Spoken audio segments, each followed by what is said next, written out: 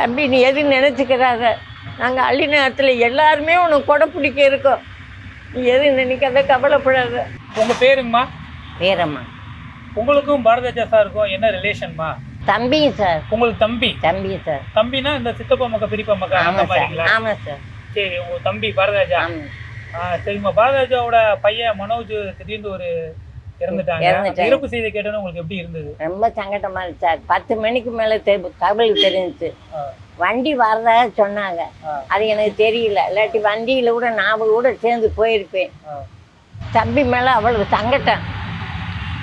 பாரதிராஜா அவர் சொன்னார், அக்கா உங்கள் கல்யாணத்துக்கு நான் சேப்பில் ரொட்டி வாங்கிட்டு வந்தேக்கா, நீங்கள் இப்போ எப்படி இருக்கீங்க அப்படின்னு வந்த பிறகு நான் அவரை பார்த்ததே இல்லை. அப்புறம் வீரப்பனார் கோயிலில் ஒரு தடவை பார்த்தேன்.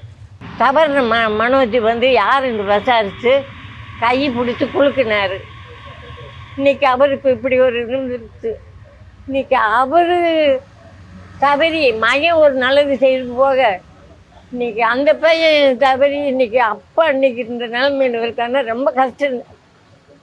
தம்பி நீ எது நினச்சிக்கிறாத, நாங்கள் அள்ளி நேரத்தில் எல்லாருமே உனக்கு கொடை பிடிக்க இருக்கோம். நீ எது நினைக்காத, கவலைப்படாத.